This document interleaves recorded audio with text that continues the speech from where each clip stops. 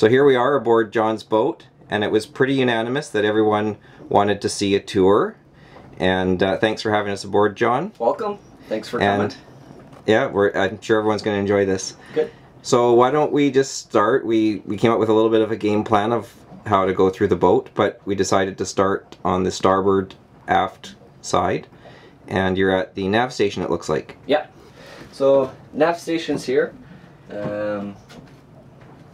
Electrical panels here. Everything's controlled from here.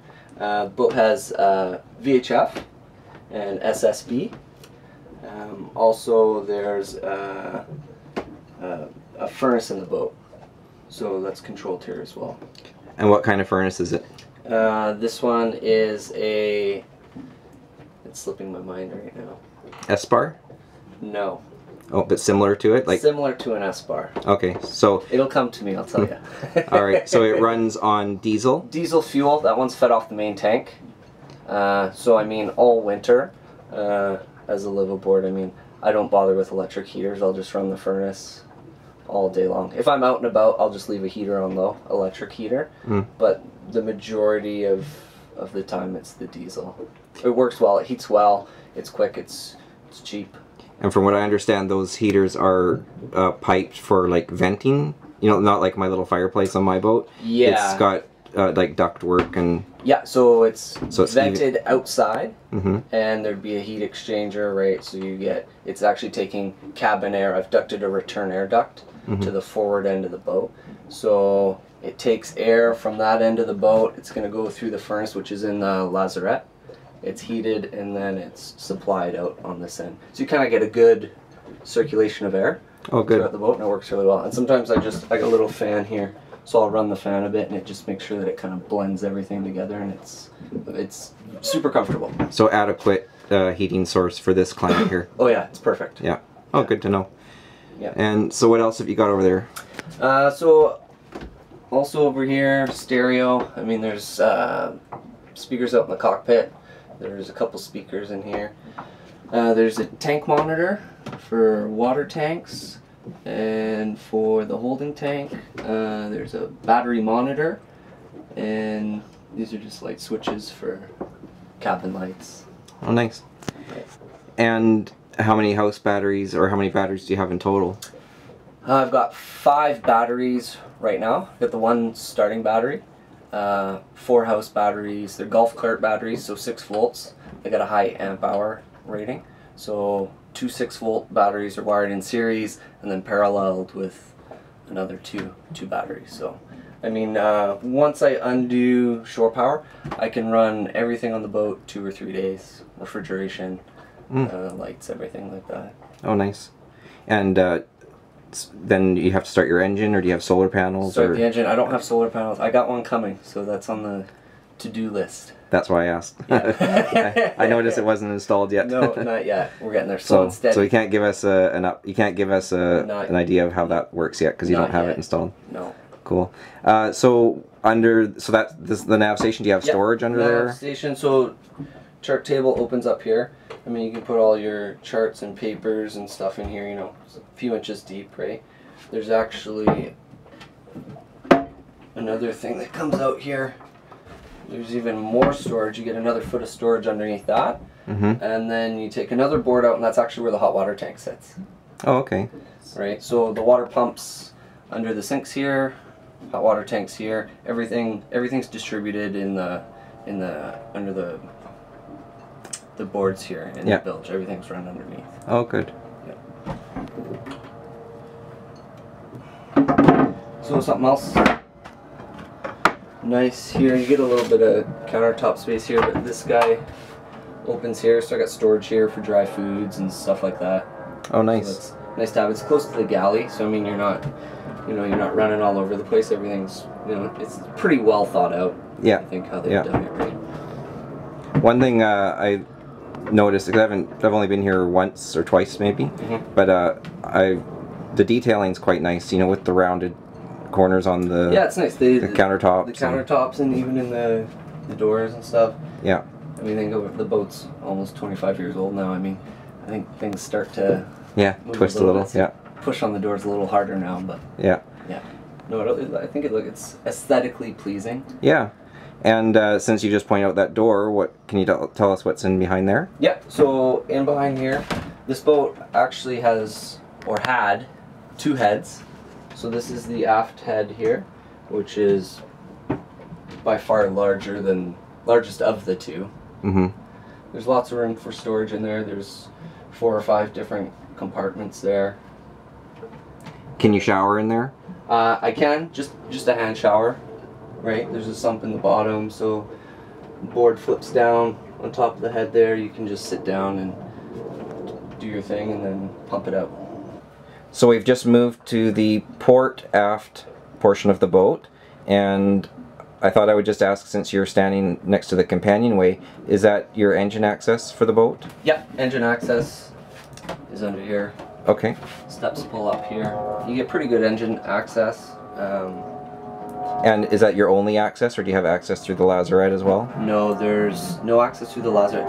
There's an aft cabin, so you can actually pull all the cushions and stuff off there, and you get full access to everything there. It's really great. Oh, good. Yeah. So, where are you standing now?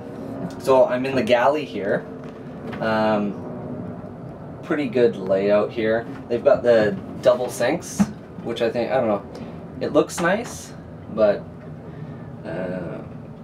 it's not so practical, I don't think. This will probably get changed at some point in time. Maybe one larger sink? Maybe one sink to the side and keep the faucet away, and then you got somewhere to, more space to prepare.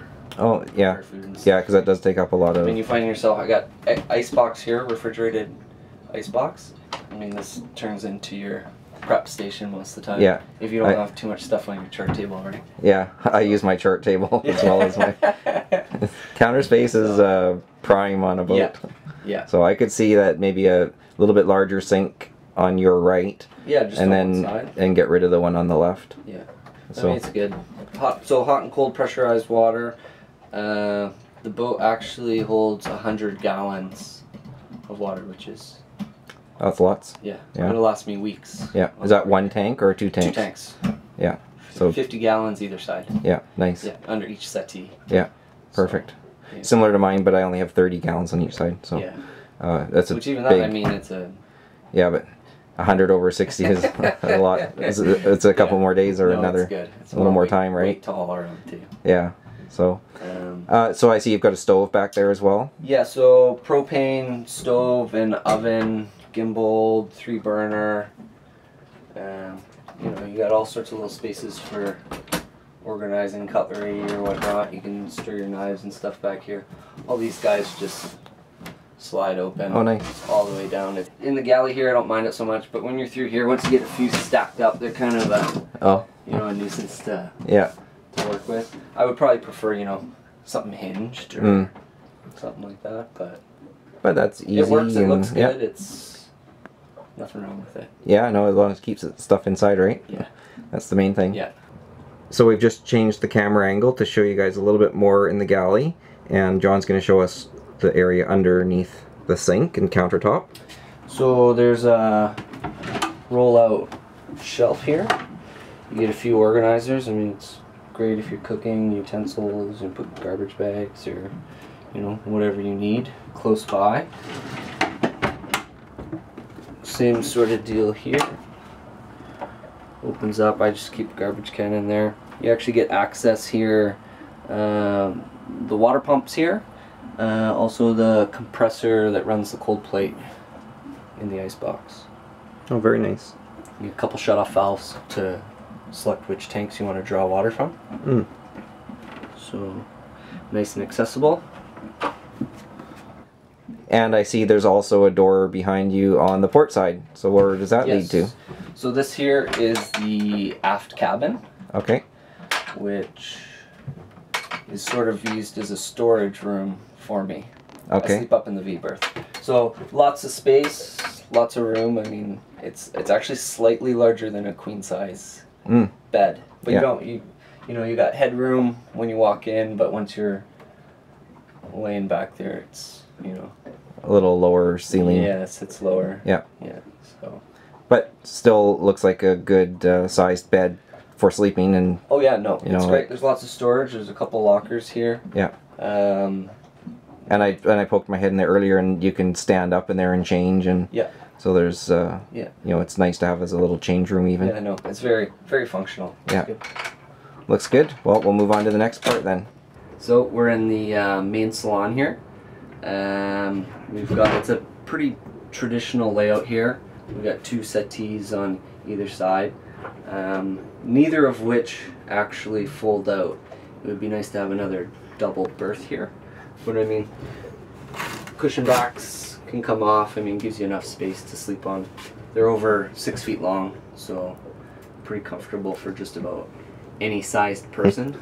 So under each settee is a water tank. Like we said, there's 50-gallon tank under each one. You do get a bit of storage in behind. I've just got it, the access is from above, and I've got it covered up. So Oh, that's fine. But you do have storage back there. No storage for me at the moment. Oh. Storage on a boat is tough. It is. It is. Everything still opens up here. I just store blankets. I actually got my cable and internet boxes Yeah, set nice. up in here as well. Tucked out of the way. Yeah. Up on the bulkhead here, I've mounted a TV.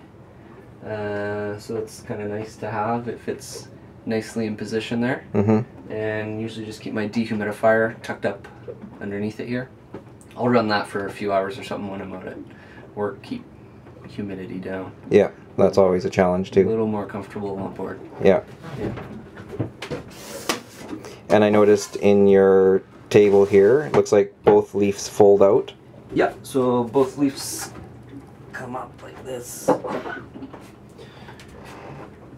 Right. Everybody can sit around. You actually get some storage inside here. Oh, nice. Goes right down to the ground. Keep whatever you need in there. I like the little details on the little arms that come out with the circles in them. Yeah. And also on the main leg there. Everything. Yeah, kind of goes with that curved look that Yeah. everything has in here. Yeah.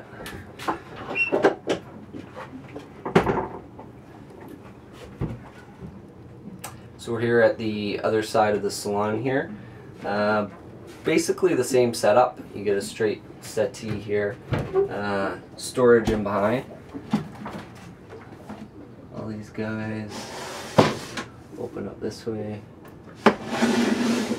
So I noticed on the port side of the boat, you have those little sliding cabinets all the way, but on the starboard side, part of your nav equipment takes up the space. There is actually enough of these to slide over all of that and hide it. Oh, okay. But I like having access to it. I don't.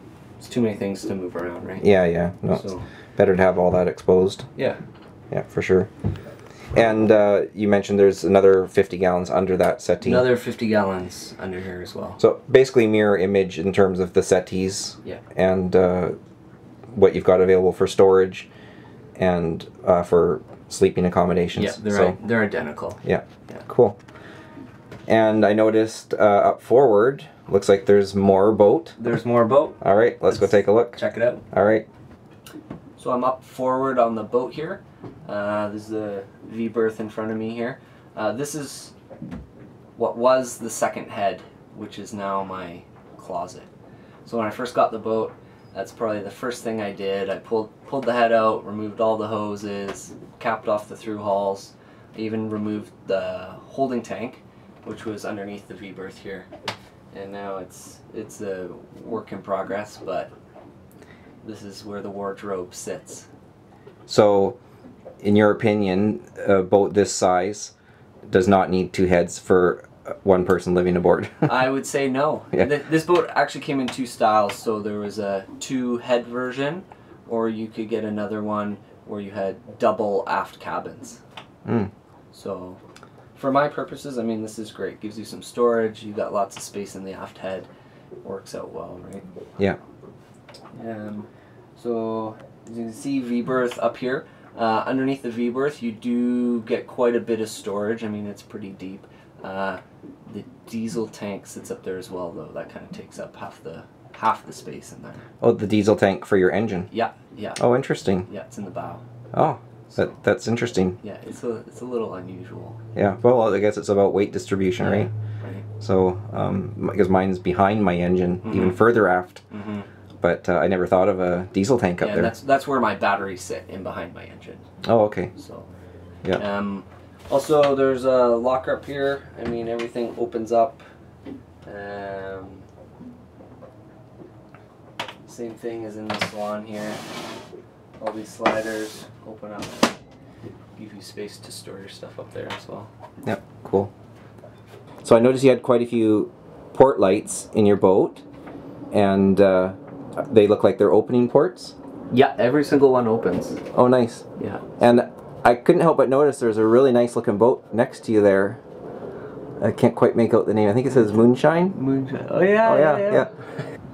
So we're back out into the main salon area, and one of the things I thought I would ask John is how much headroom do you have in here? Because I see you've got enough headroom for you. Yeah. Yeah, so I'm 6 feet tall. So I mean, when I'm standing right in the galley, I think it's about 6'3", which is pretty good. As you move forward, I mean, you get that slight taper. When I'm standing in the V berth, I'm just touching. So I mean, you get at least 6 feet everywhere, which is... So that's pretty adequate. I mean, for it's a decent headroom in here. Yeah. No, it's pretty good. Nice.